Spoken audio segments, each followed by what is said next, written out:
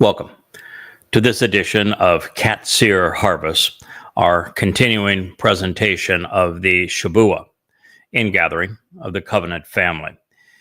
I am your host, Craig Winn, and this is the YAHOWAH blog. This is part 26 of those programs. We have been taking a detour of sorts to clear away some rubbish so that it is easier for God's people to recognize the relevance of Shabuw'ah. And the only way really to do that is to clear away the lies that have been, propagated regarding it.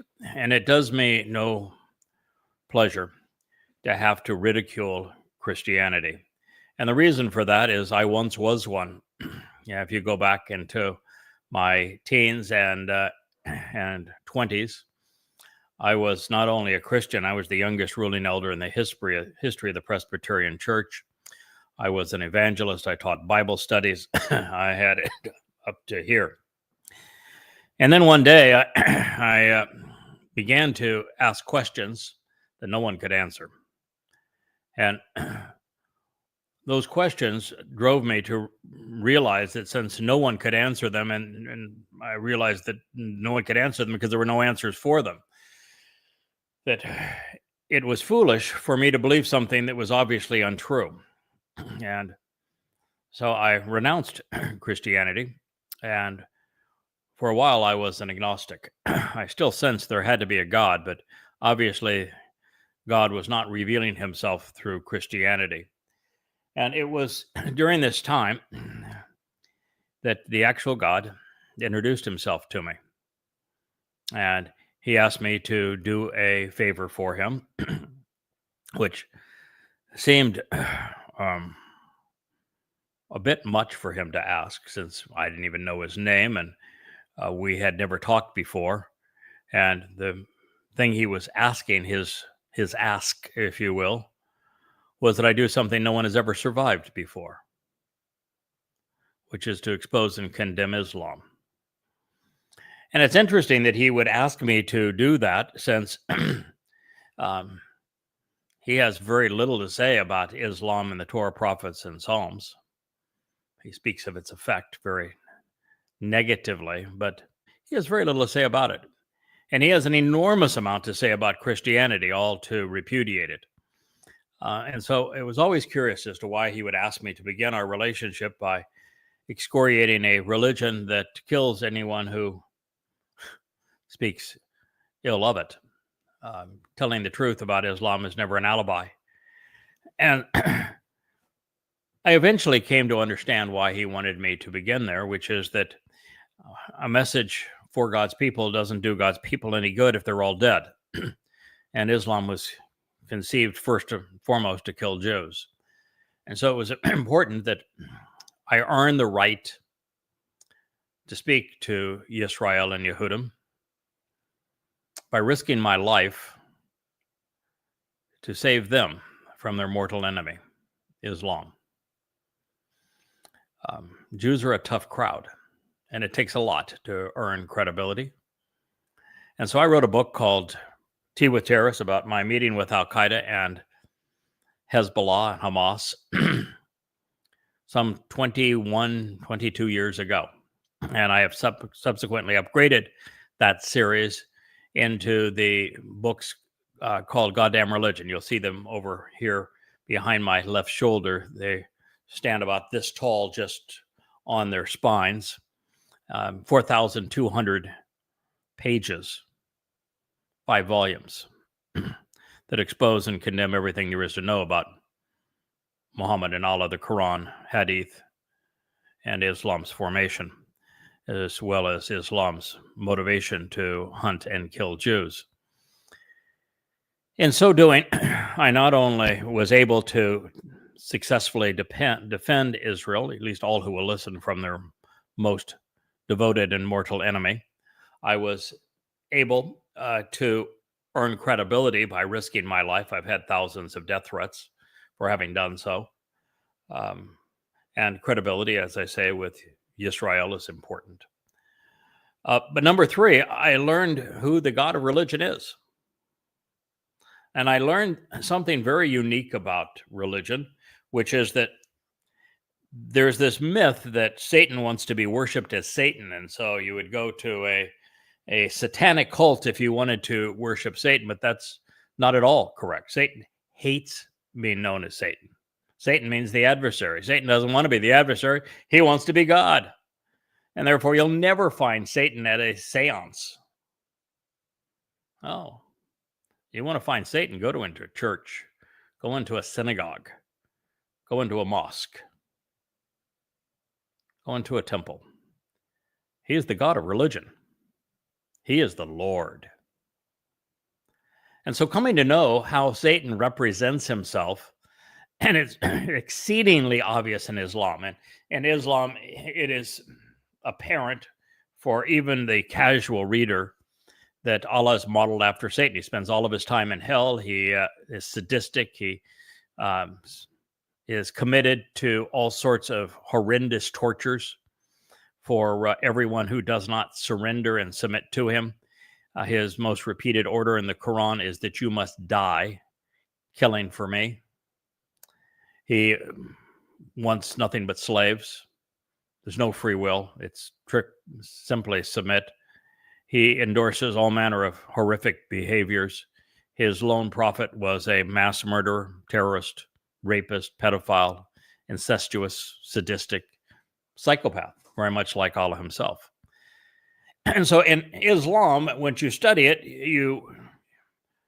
first of all, you sharpen your skills so that you know how to effectively repudiate a religion, which is by excoriating its religious text, which is what I did. I took the Quran, reordered it chronologically, set it into the context of Muhammad's life, using the Hadith, and that's why those volumes are so long. They cover everything there is to know, from camels to fleas, when it comes to Islam. And so I learned the discipline of how to effectively oppose religious lies. I came to know exactly how Satan operates. I managed to write something, now particularly after 10:7, that is capable of saving Israel long enough for them to respond favorably to God's message. And I earned my stripes. I earned the right to come into your home and speak to you about Yahweh, to reintroduce you to your God's name and to his beloved Son, who is your Savior, your Messiah and King. After we excoriated Islam, we spent some time beginning to translate, learning how to translate Hebrew. This is now 18 years ago, 19 years ago. And as we did that, I began in the book of Hosea, which was interesting. I was directed there because of the buddy of mine, he's now passed away, but who taught me how to write, a skill set that has blossomed into the 36 books now that I have written over these past 23 years. And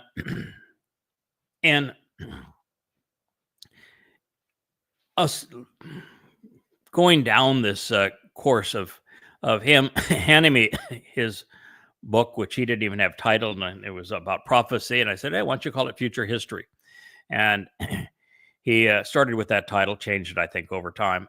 And his first analysis was the book of Hosea, and he asked me to review the translations and read it and let me know what I thought, and to edit it and give him some insights into it. And well, I did, and except my review of it was longer than what he had written, typical Craig style. And in doing it, what I learned is that you have to be really careful if you're going to do a translation of Yahweh's testimony. You need to use many sources, and folks like my friend love to pull the old Strong's Concordance off the shelf because it was so consistent with Christianity. It was written to explain the translations in the King James Bible, and so it gives Christians what they want to see. And I quickly learned, boy, you better not rely on one concordance or dictionary if you want to learn Hebrew, and that there's a lot more to it than just the words themselves, and you have to go beyond the words and beyond the diacritical markings of the Masoretes, because They didn't create the diacritical marking so the words could be pronounced because there were already 5 vowels. They did it to change the meaning of the words. And then you learn that about this time is when the first books on the Dead Sea Scrolls were just being published. And now we had a really old manuscript that went 1,500 years back further in time, closer not only to the conception of these texts, because they were just a few miles from Jerusalem where they were found, some 20, but they were also, 1,500 years older than the Masoretic text. And I began to render translations based upon it. And then I learned about, Yahweh's grammar and the moods, the stems, the conjugations. And it began a love affair with this process. And when you start with Hosea, you learn that, wait a minute, Yahweh just laid out a timeline from his divorcing his children to the time that they will be his family again, from the time that he is no longer married to them to the time that, his son is going to marry Israel. And it lays out the fact that Israel has been harmed all of these years because they have ignored Yahweh's Torah. And here they claim to be Torah observant, and you find out, wait a minute, what they're calling the Torah isn't the Torah at all. It's the Talmud. And so it was a marvelous place to begin because it is the place of separation, the place where I learned the concept of azab, where God is separating himself from his people and damning religion. And shortly after that, as I began to translate the book of Bereshith, I was encouraged by a good friend of mine who's become a really good friend again. We had a bit of a separation over a very troublesome woman who drove a wedge between us, but she's now silenced and off in our own little world. And we've resumed our relationship. And this man named appropriately Dode, beloved, from New Zealand, said, I think it's really important that you deal with the book of Galatians, because radio pastors here are saying that Paul was authorized to negate the Torah.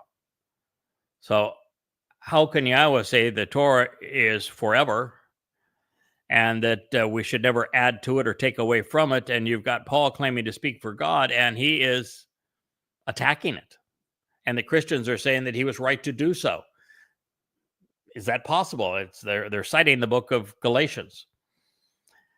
And so I found myself learning Greek after I had learned to translate Hebrew. And I translated the entire book of Galatians. And as I was into it and trying to explain it, you come to a place where evidence and reason don't let you go any further. Paul writes that the covenant was with Hagar and was about slavery, as opposed to being with Abraham and Sarah, with Yishak, and about life in the covenant. And you read what Paul wrote, and you said, well, it's so obviously untrue. It's the opposite of what's true. This man cannot be speaking for God and to say the exact opposite of what God said. So then I began to check Paul's citations where he uses a passage from the Torah prophets or Psalms to validate his peculiar position. Then the positions are always the opposite of God's. And what I found is 100% of the time, he misquoted the passage. He took it out of context. He truncated it so that only the part that he wanted was cited. And the way that he presents it completely misrepresents what God was saying. And he did it 100% of the time. There isn't a single passage that Paul quotes in context or correctly or uses the way that God intended it when you read it in context and state it accurately. And then you realize there is a 0% possibility that God inspired a man to lie about him and to contradict him and to misquote him. Zero. I mean, at that point, you have to know that Christianity is a pile of lies, or you're just ignorant and irrational, and you're going to believe it because it makes you feel good. That's where I was. And so I ended up writing a book called Questioning Paul, and that book became 3 books. And my most recent pass through it is now called Twistianity, and it's 5 volumes long, and it excoriates the religion of Christianity. It just tears it up and spits it out.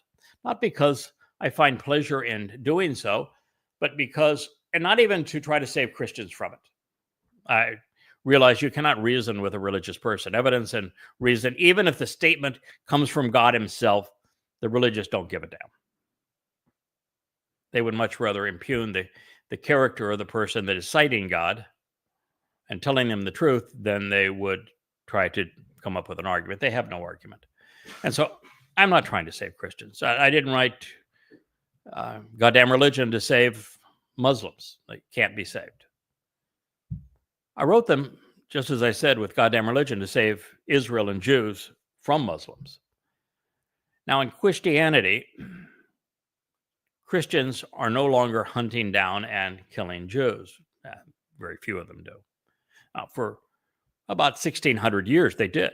For 1,600 years, the Roman Catholic Church demonized and dehumanized Jews and put them into to shuttles and gave them no rights and was murderous towards them. And ultimately, it was that climate throughout Europe of the Roman Catholic Church and the Holy Roman Empire that created the Third Reich, where Jews were slaughtered in the millions, with Pope Pius XII endorsing the Holocaust and Adolf Hitler. And so, while that is the history of Christianity, and it probably caused greater harm to Jews than all religions combined, it isn't the most deadly today. So today, I expose and condemn Christianity, not because I need to protect Jews from it, nor to save Christians from it, but for a very different reason. And it's important as we tell this particular story regarding the Pentecost ripoff of Shabuw'ah. And that is that Paul's and Peter's rubbish, their religious shenanigan, their counterfeit was of Dode. There was no Jesus Christ. There was no Iousu Christou. Never existed. Nobody even close to that was a actual personage. The whole thing is a made-up lie where the attributes and achievements and accolades of Dode David were ripped off to create this mythical misnomer. And the reason that that has to be exposed is because Rabbi Akiba, rather than simply excoriating the lie and causing Christianity to be stillborn before it ever metastasized out of Israel, came up with a false Messiah to thwart the effect of a false Messiah. And he then led Jews further astray. And so what I need to do now is to expose both of them. But that exposure has to begin with the motivation for the false Messiah, Bar Kokhba, by excoriating the false Messiah of Christianity. Because until I remove the rubbish that the Christian religion has piled on top of the most important truth of all time, keeping it hidden, making it even appear disgusting to Jews, even to consider the realization that there really was a Messiah. There really was a Son of God. There is a returning king. And that something marvelous happened to save them in 33 CE, year 4000 Yah, with the fulfillment of Passover, matzah, and unyeasted bread. They don't even want to consider that because of all of the harm that Christianity has done to them, degrading and dehumanizing them over the years. And then they're burnt by, of course, Rabbi Akiva is the founder of Rabbinic Judaism, and he caused the diaspora and the renaming of the land of Judea into Philistia by the lie that he perpetrated with his false Messiah. They don't even want to go a million miles from here. And that's why Satan, as the Lord Jesus Christ, piled this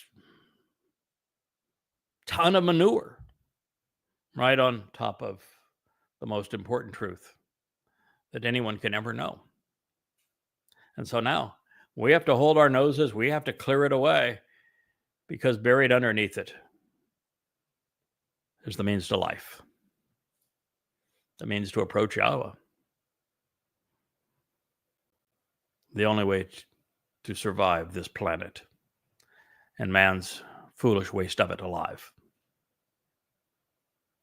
So that's why we're doing this.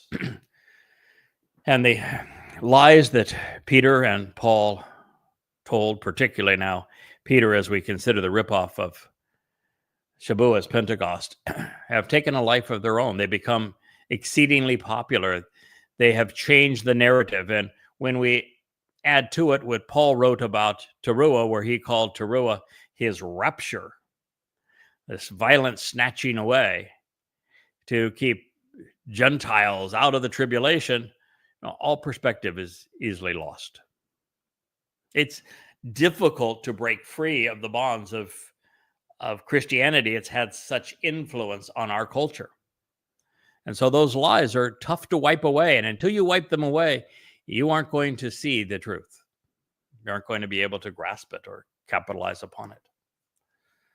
So the bottom line here and the moral of the story is that the Christian New Testament is wrong about Pesach, Matzah, and Bikurim, and it is wrong about Shabuw'ah. It is also wrong about Towrah, and it, of course, is clueless as it relates to Kippurim and Sukkah. It's wrong about Yahowah. It's wrong about Moshe. It's wrong about Dod. It's wrong about the Torah, the Bereth, Yisrael, everything. But Christians were not alone in their malfeasance. The reason they were able to foist their counterfeit Christ and replacement holidays of Good Friday, Easter Sunday, Pentecost, Halloween, and Christmas on an unsuspecting world is because rabbis were preoccupied perpetrating a plot of their own. Liars lie, and they pile lies on top of lies, and they fought each other with lies, and it just created a bigger and bigger mess. Now, Peter would claim that the Pentecost was foretold in its fulfillment in the prophet Joel. But Joel's prophecy is spectacular, and it confirms many things that are, well, essential insights to understand how the world will digress over these next 8.5 years as we approach, well, the Shabuw'ah, then Towrah, Kippurim, and Sukkah.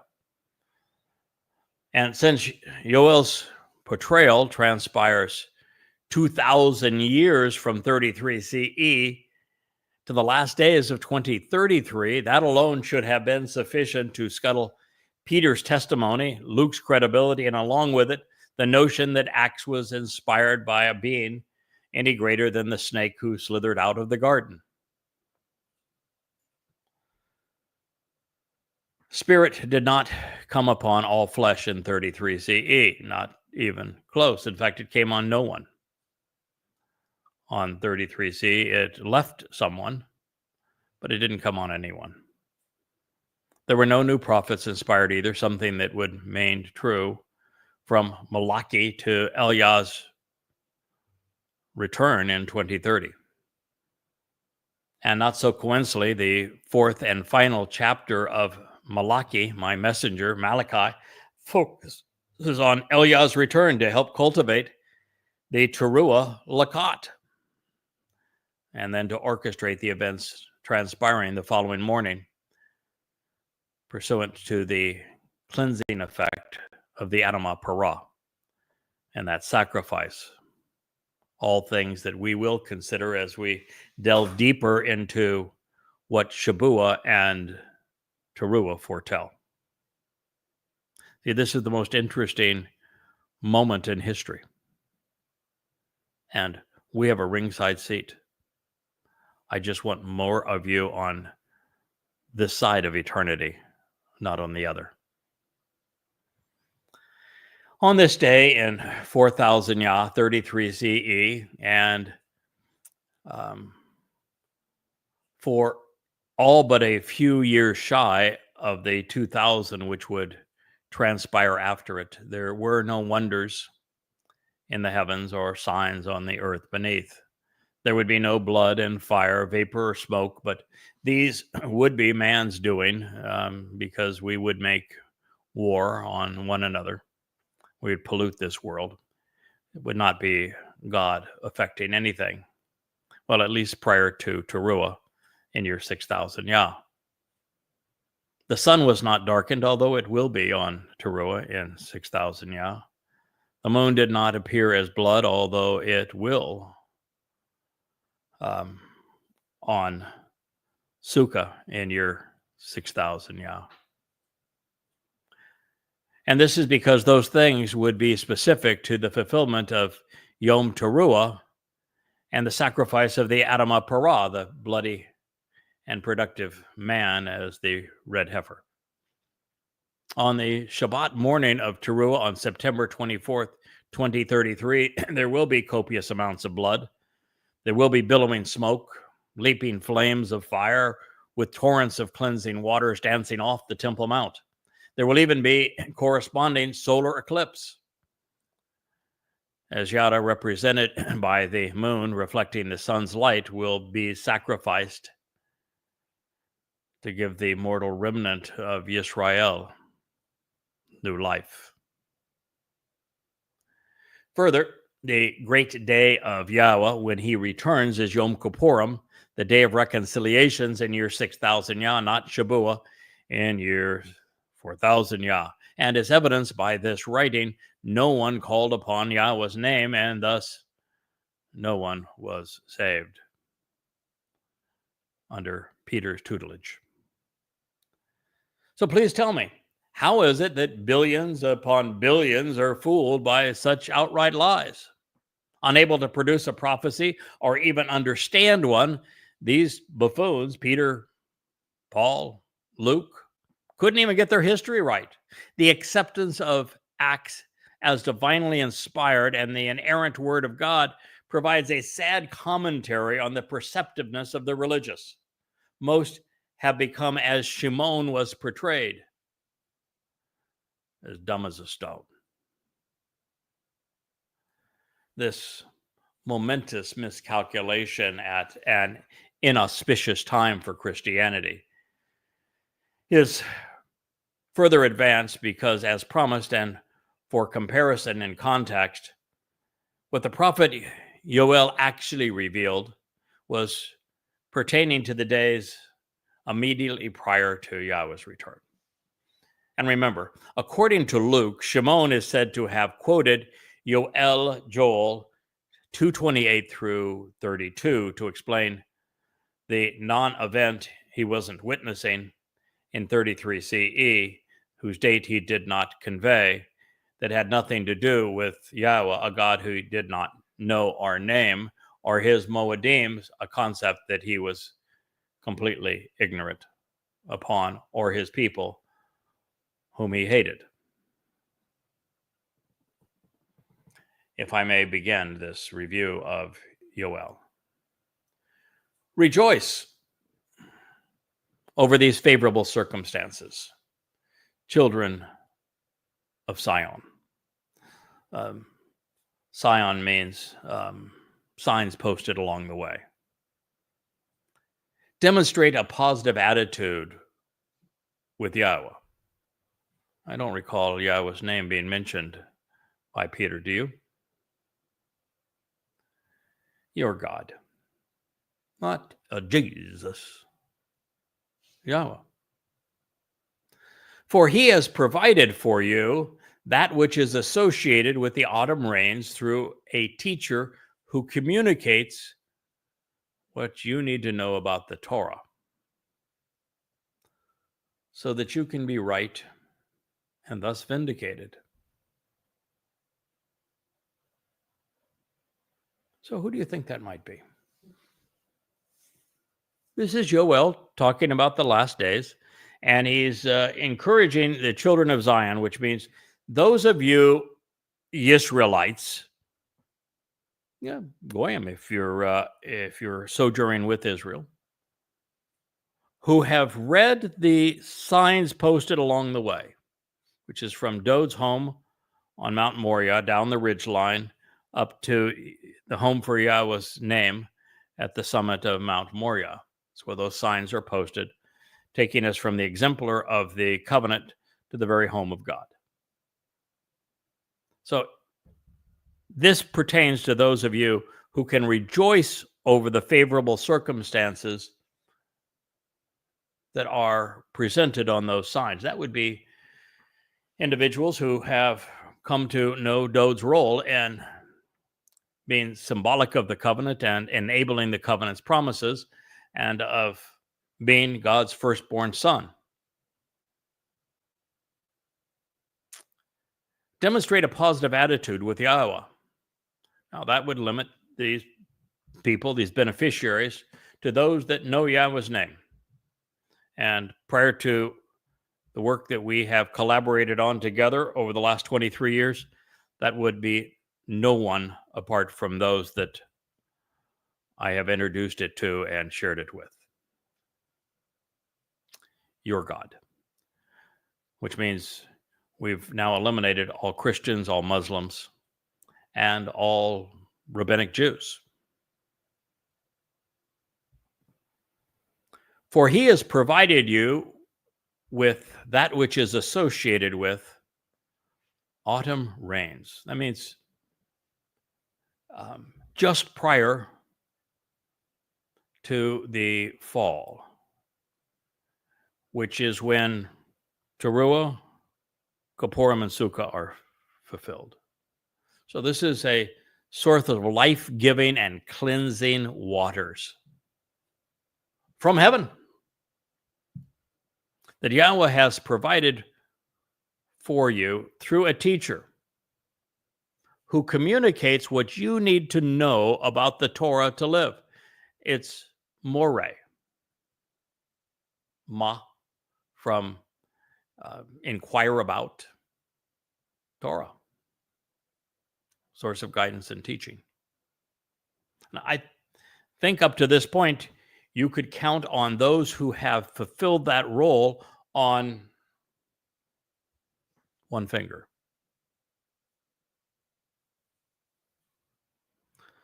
So that you can be right and thus vindicated. Tzedakah, which has been our modus operandi from the beginning. We want to be right with God. We very quickly learned that faith is irrelevant. Belief is irrelevant. Only that matters with God is whether or not you are right.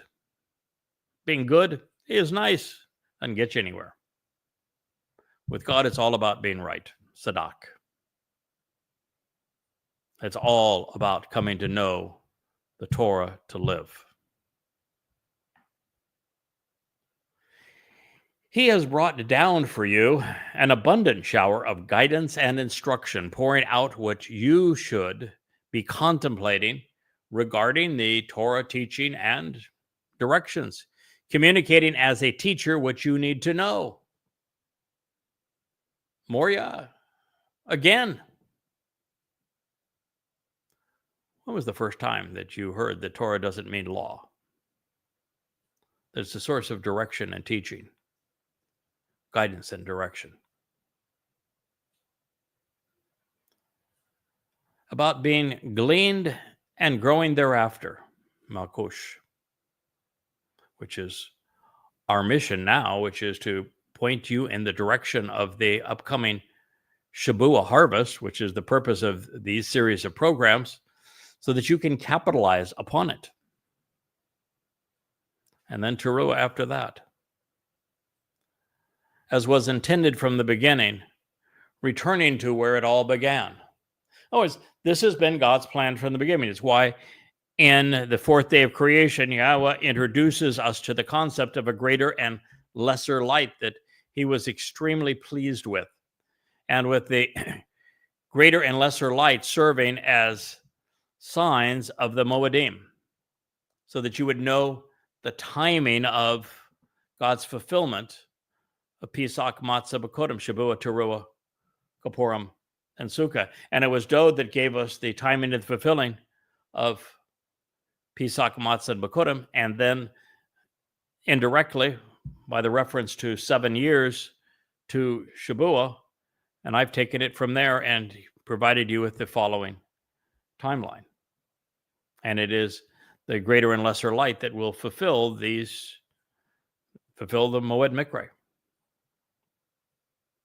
And we have also done something that, no one other than Yahweh's prophets have done, which is tell you explicitly that the reason the story was told in such detail about Gan Eden and life in it is because that's where we're returning. Sukkah is a return to Gan Eden, the Garden of Great Joy. So we get to camp out with our Father and his Son, returning us to where we all began. Yoel, Yahweh's God, Joel 2:23. Now, to interrupt for a moment, the prophet's name is sufficient to prove that Peter was wrong and that I'm right. It means Yahweh is God, not Jesus. Also, should you be curious, the upcoming Shabuw'ah harvest is the favorable outcome worth celebrating. It is orchestrated by today's Torah teacher and directed towards the Bnei Sion, those who have become Yahweh's children by reading the signs posted along the way. God's name is Yahweh. That will never change. He alone is God, and you are reading and listening to the gift he has provided. Yada, as Yahweh's chosen implement, has abundantly communicated what you need to know about the Torah, to be right about Yahweh, to be vindicated, and to participate in this joyous upcoming harvest. And fortunately, through this collaboration, the prophet reveals the threshing floors will be filled with pure grain, as the most radiant children bar, and fresh new wine, sweeter with less fermentation, will overflow, and presses and vats will also overflow with olive oil. 2:24. Obviously, Yahweh has a sense of humor here. After assuring the Zerah and his co-workers cultivating the Shabuw'ah harvest that we will prevail and that the threshing floors will be filled with new grain, that's reassuring. God mocks Peter's diatribe by stating that the presses and the vats will overflow with sweet wine. That's because Peter decided that's how he would shame the Jews in his statement. Well, have they been drinking sweet wine? No, not sweet wine. It's too early in the day. God's just mocking them. And beyond taking a well-deserved shot at the devil's advocate, Yahweh reminds us that his harvests are comprised of three things: grain, grapes, olives. And in this example, grain is harvested during B'Kodim and Shabuw'ah. Towrah is an olive harvest, and the grapes which become wine are symbolic of both Passover and Kippurim, where blood is used to either mark the doorway to life or to mark the mercy seat, which is the means to be forgiven and reconciled into God's family. God's a wonderful storyteller. Well, Yahweh always fulfills his promise, including Shabuw'ah, the promise of 7 Shabbats. This is the time for restoration and reconciliation. And even through thousands of years that they have come and gone since God's people were properly fed, soon they will be enormously satisfied. God says through his prophet, I will reconcile and restore by fulfilling my promises. Shalem. That's the whole purpose of Shabuw'ah, Towrah, and Kippurim leading to Sukkah. I will reconcile and restore by fulfilling my promises on your behalf. The years which suddenly disappeared and were devoured. Yoel 2:25, and so many were. From the time that Yahweh inspired his Torah to the time of Dod, very little occurred which was good in Israel. And from the time of Dod through Dod's return to fulfill Passover, unyeasted bread, and matzah, very little occurred that was positive in Israel. And between that time and the Shabuw'ah harvest and our pronunciation and announcement of it, very little good has happened in Israel. The years were devoured. Thousands of years eaten away. Nonetheless, God is better than his people, and he has not given up on them, even though that would be a reasonable response to how bad they have been to him. He's going to reconcile and restore his relationship because he made a promise to do so. Then you will be nourished, and you shall be overwhelmingly satisfied, radiating a clear and brilliant light while cheering the name of Yahweh your God, who, for the benefit of the relationship, has acted and will engage marvelously with you. So never again will my people be humiliated or disrespected. Yoel 2:26. Well, now we know for certain we're talking about the end times, because the very religion that Peter orchestrated into being with the mythical birth of his church on the ripoff of Pentecost humiliated and disrespected God's people. And so it is only with the demise of that religion that Yahweh's people will never be humiliated and disrespected again. And Yahweh is not, through this fulfillment, causing people to have a translator app put in their ears so that Babel is somehow understood. He is causing us to do something that is far better.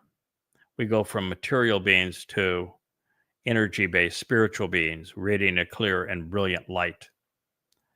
And rather than promoting a mythical misnomer, Jesus Christ, or a Hashem, or an Adonai, all of the celebrants will be non-religious, because they will be celebrating and cheering the name that Israel doesn't want to say anymore, the name they erased from their lives, the name we are trying so diligently to reintroduce to God's people.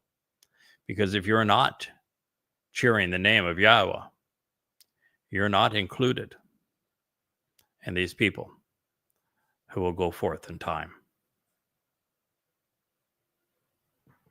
All of the people who are left will be overwhelmingly satisfied. They will radiate a clear and brilliant light, and they will celebrate the name of Yahweh your God as a benefit of the relationship, because Yahweh has acted and will engage marvelously with you. So again, my people will never be humiliated and disrespected again. This will occur for a few on Shabuw'ah, for some more on the gleaning of Teruah, and then apart as a result of the second day of Teruah. It's one day, but the morning of Teruah, the 24th of September 2033, will be Eliah that will orchestrate the sacrifice of the Adamah Parah. And God will ignite the fire and release the waters. And this will be the time that Yahweh restores his relationship with the mortal remnant of Yisrael. God's people will never be disrespected again. So clearly the covenant has not yet been restored. The day of reconciliation is yet upon us. Jews are being viciously attacked as never before. And it's going to get much worse. I have been attacked and demeaned, really, the entire existence of the Roman Catholic Church. And until the advent of Yada Yahowah, no one was cheering the name of Yahweh, our God. That is to say, Peter was deliberately deceptive, and I am serving up the truth according to the Almighty. So pick your witness carefully.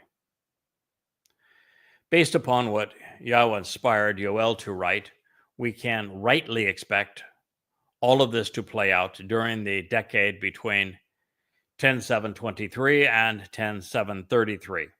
The most important dates are the 22nd of May, 2026, Shabuw'ah, the 4th of April, 2030, which is when the two witnesses will arrive on Mount Moriah to make the final push to call God's people home.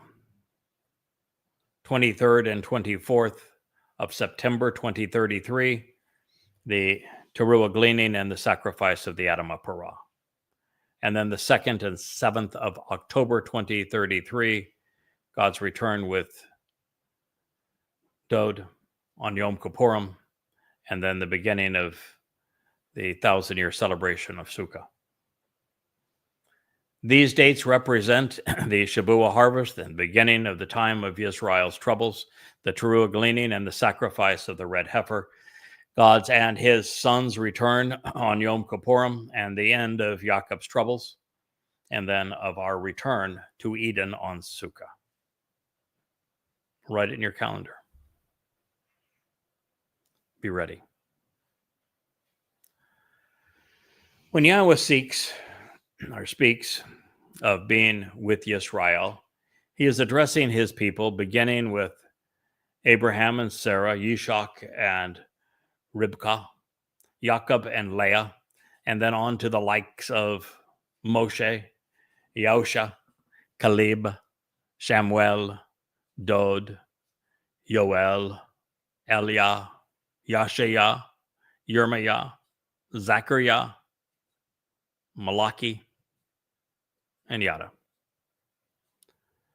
And his family now includes the children of Yisrael who are being led home through the text of Yada Yahowah and through the results of the Yahweh blog. These are God's people today. They are Yisrael individuals who engage and endure with God. So here is Joel 2:27. And you will know that I am in the midst of Yisrael. I am Yahweh your God, and there is no other. My family will never be disappointed or experience distress again throughout the remainder of time. So you're going to know Yada, and that God is in the midst of Yisrael. Well, this means that Peter and Paul didn't speak for him because they robbed Israel of all of the promises God made and said that the new favorite people were Gentiles, Romans, and Greeks, part of their church.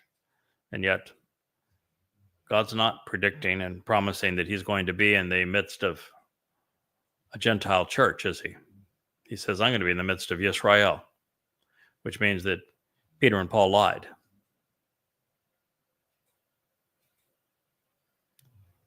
I am Yahweh. I'm not Jesus Christ. I'm not Allah. I'm not Hashem. I'm not Adonai. I'm not the Lord. I am Yahowah. If you don't know him as Yahowah, you do not know him, and he does not know you. Yada ki kareb ane Yisrael wa ane Yahowah Elohim ata, your God. And there is no other. There is only one God. His name is Yahowah. If you have a God by another name, then you might as well be worshiping Santa Claus, the Tooth Fairy, and the Easter Bunny, because your God's no more real than they are.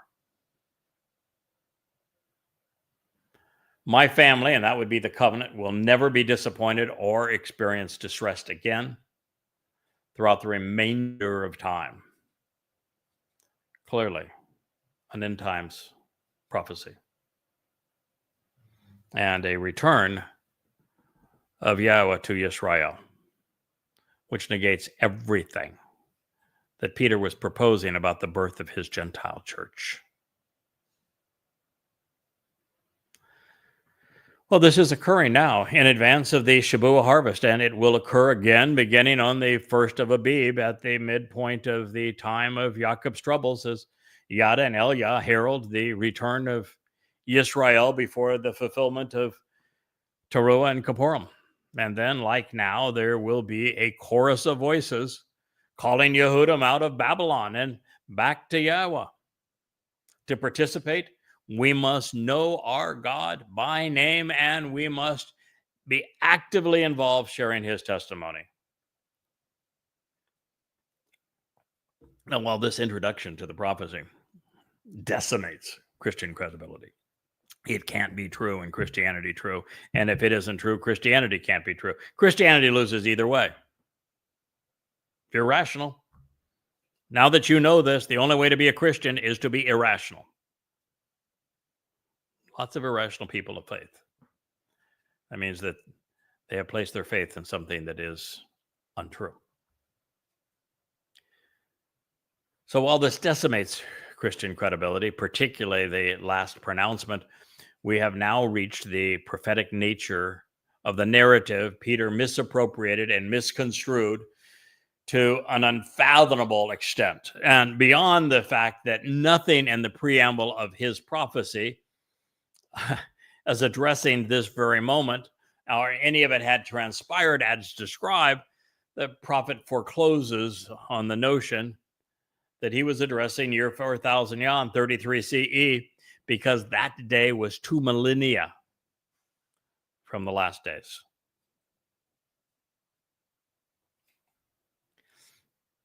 And it will literally come to pass at that very moment, during the last days, Akar. Therefore, I will pour out my spirit upon all who hear and proclaim the message, and they will be inspired by the Spirit. Your sons and your daughters, as well as your elderly, will have their thoughts guided by divine revelations and be empowered as a result. Your young will be capable by choosing to continuously witness, observing, and considering these communications from God. Joel 2:28. All right, so this is what Peter misappropriated and Luke cited. And yet it speaks of the last days. So it means that they were either false prophets and thought that 2,000 years ago was the last days, or they're just creeps and thieves. Take your pick. Don't care which one you choose. So it will literally come to pass this very moment, during the last days, therefore, that I will pour out my spirit upon all who hear and proclaim the message. That has not happened before. There's one time when Yahweh's spirit was shared amongst 70 individuals. It was the time that Moshe complained bitterly that the job that Yahweh had asked him to do was impossible, and he was really having a fit over the irritable nature of Jews. And Yahweh said, okay, I'll give you what you want. You want help? You think it's going to be better with these bozos? I'll share the spirit that I placed on you with the 70. And, they acted like big shots, and says that they prophesied for a short while. And we don't have a word of what they said, mind you, so it wasn't much value. Was actually of no value. And then they ceased. Well, since that time, there's no mention of the Spirit of Yahweh coming on anyone other than it certainly came on Dowd. Forcefully, overwhelmingly. And Dowd, as a result, was able to proclaim the message. And we have written testimony of what Dowd had to say as a great prophet. The only time that the Spirit of Yahweh is presented as multiples is in Yashayah in the 11th chapter, where the 7 spirits of Yahweh come upon the Choder to cause the Choder to be wise, to be intellectually capable of being the first to discern Yahweh's testimony for thousands of years. Being Bien, which means that he would be the one who would be able to make the connections necessary to understand, the first to do so in thousands of years. That he would be the diat is empirical wisdom and knowledge that is derived from Yada, and that he would have this kind of knowledge and wisdom. He is going to be the beneficiary of the spirit of Gabor, which means exceedingly bold, blunt, powerful, a man of very forceful thoughts and words. It's going to be really heroic in God's eyes and to what he achieves over time. And that with the Spirit of Yahweh, he is going to come to respect and revere Yahweh. And this is unique because that's the only person in, 2,500 years that Yahweh has poured the Spirit upon. Same individual that he was speaking of is providing the autumn rains and the flood of teaching. And this, though, coincides, the statement in Yoel coincides to the statement that we find in Zechariah 12, where Yahweh is talking about pouring out his Spirit on Jerusalem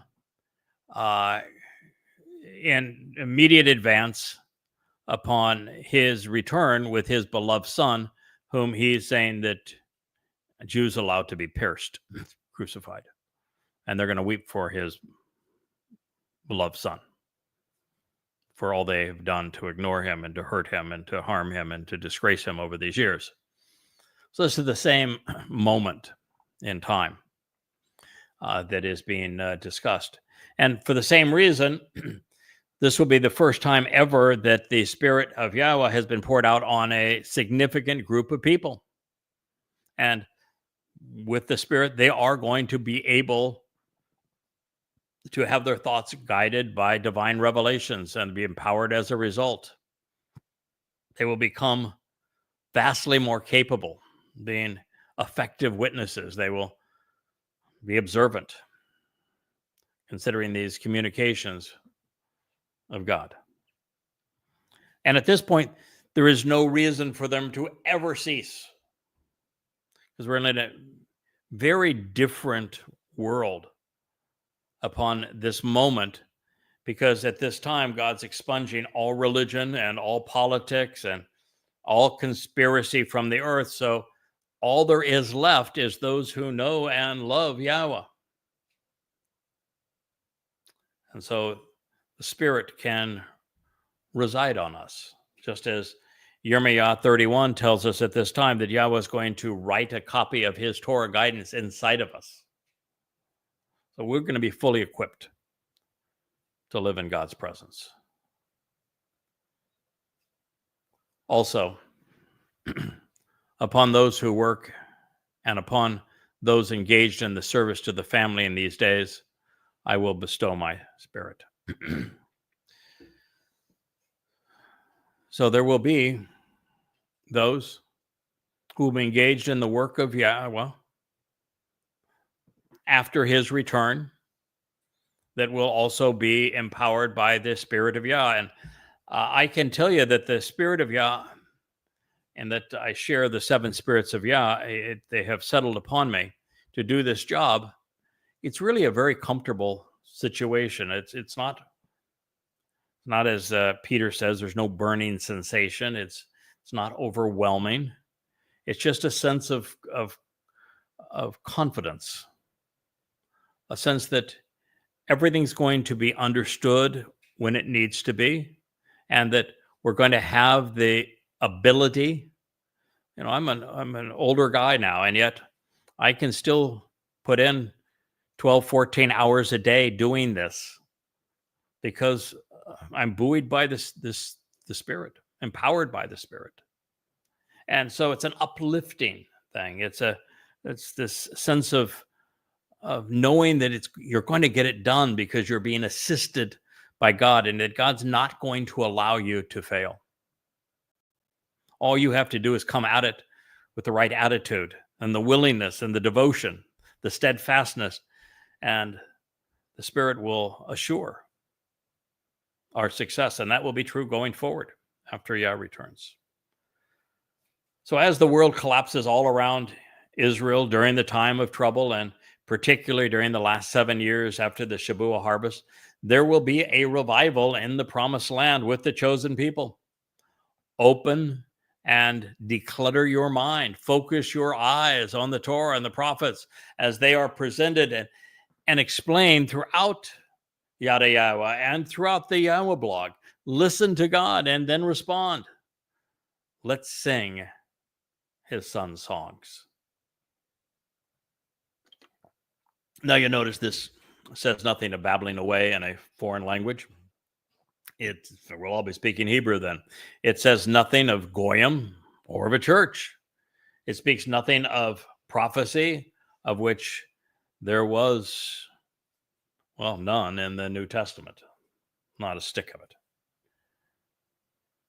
The year spoken of is unique in that there will be signs in the sky with a total solar eclipse on the 1st of Abib, March 31, 2033, marking the first day of the 120th Yobel year of 6,000 Yah. 2 weeks later, as we celebrate Passover on the evening of the 13th and unyeasted bread on the 14th of April 2033, there will be a total lunar eclipse visible in Israel. Then on the first day of the 7th month, heralding the Yom Towrah harvest, there will be a second solar eclipse on Friday, September 23rd. The fourth eclipse will be the lunar eclipse, occurring 15 days later on the Shabat of October 7th, to acknowledge the celebration of Sukkah. It's a lot of celestial fireworks, isn't it? We're not told when Yoel, Yahweh is God, was inspired to memorialize these profound prophecies regarding our time. It's really not even important because he wasn't talking about his time. He's only talking about our time. The most logical conclusion, however, would be that he was in the final succession, thus immediately before Zechariah, maybe around the time of Malachi, maybe between the two of them. Though through this insightful man, God would say, then I will provide signs in the heavens and on the earth, just as I've shared with you. Blood and fire. Yes. Well, it's going to be my blood. And Yahweh's going to ignite the fire. Because on Towrah, that will be the final sacrifice. That of the bloody red man of the earth, the Adamah Parah. Then I will provide signs in the heavens and on the earth, blood and fire. With columns of smoke, yes, it is a sacrifice where the body of the Adamah Parah, my bludgeoned body, bludgeoned by Hasatan himself, will cause the smoke and ashes that are described in the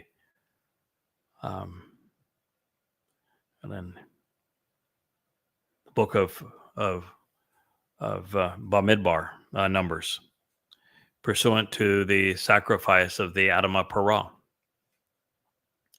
And so there's the 19th chapter of Bamidbar, Numbers, where the ashes are specifically described along with the water and the fire, and that it is the means to cleanse the adulterous woman that represents Yisrael in Numbers 5.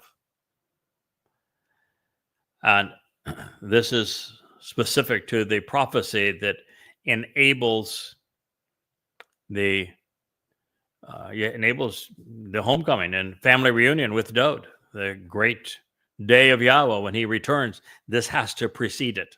And so Yahweh is speaking of how he's going to make that possible. He says the sun will become weaker and unreliable, and this darker by being obscured. As I've said, during the sacrifice of the Adamah Parah on a Shabat, Saturday, the 24th of September 2033, year 6000 Yah, there will be a full solar eclipse. And look it up. I have. You can validate it for yourself. And the moon will be bloody red. There'll be so much smoke in the air. Have you ever seen what the moon looks like when there's a forest fire, for example? Well, this is going to be billowing smoke. And when you look at the moon through billowing smoke, it is red and obscured. And this is all before the vitally important and awe-inspiring day of Yahweh's appearance, Panay Yahweh, as he arrives, and he will arrive on Yom Kippurim. He's just explained the process to you. He's explained exactly what I will be doing for you at this time, because he wants you to know it so you're ready to capitalize. So beyond the 4 eclipses, these additional atmospheric occlusions are possible for a number of reasons, but I think the best explanation is really quite simple. Yahweh's going to ignite the fire under the sacrifice that I have made as the Adamah Parah. And the smoke and those flames are going to leap up into the heavens as the waters gush off the Temple Mount, to incinerate the rubbish that has come to obliterate God's people while purifying and cleansing this mortal remnant of Yisrael for Yahweh's return. Pointing out the obvious, since these phenomena are heralding Yahweh's arrival, methinks Peter tripped on his forked tongue when he misappropriated the date and prophecy on behalf of himself, his gang, and his counterfeit Messiah, Iesu Christou. While it may be a lot to process at this point, these signs in the heavens and on the earth are Yahweh's doing. He has re-engaged to save his people. The blood which is being shed is, well, my own on this case. There will be, prior to that, great bloodshed that would be perpetrated by Muslims against Jews. They're going to flood into Israel and numbers 1,000 times greater than on 10/7/23. Yes, you heard that correctly, 1,000 times greater. And they're not going to just flood into Israel from the west, but this time from the south, the east, the north, and from the inside out, because by that time, a state of Islamic terror will be carved out of the heart of Israel. It will be a horrible, horrible experience. The reason the sun is becoming weaker and less reliable is that for just a moment of time, Yada, represented by the moon, does take center stage and then quickly gives way to the sun, who is Dod. And the actual sun actually becomes less important because Dod returns as brilliant as the sun, as God's and Yahweh's presence. So Yada represents the moon reflecting the sun's light. He is pictured as bloody red because he will be viciously attacked by Satan and his ilk between Towrah and Kippurim, which is actually fortuitous because of what the red heifer portends in this situation. And also representing the bull, which makes Yisrael presentable in the end. A smattering of blood will anoint the mercy seat of the Ark of the Covenant while facilitating the family reunion. And all of this is orchestrated by the greatest MC in human history, Elia. Elia is the one who's going to be the master of ceremonies at this great event, something that he was trained to do exactly 40 Yobel, 888 years prior to the day when another bull was sacrificed over the same timbers, with even a toba thrown in to make the connection between that sacrifice and this one, and also the one that Dode himself made.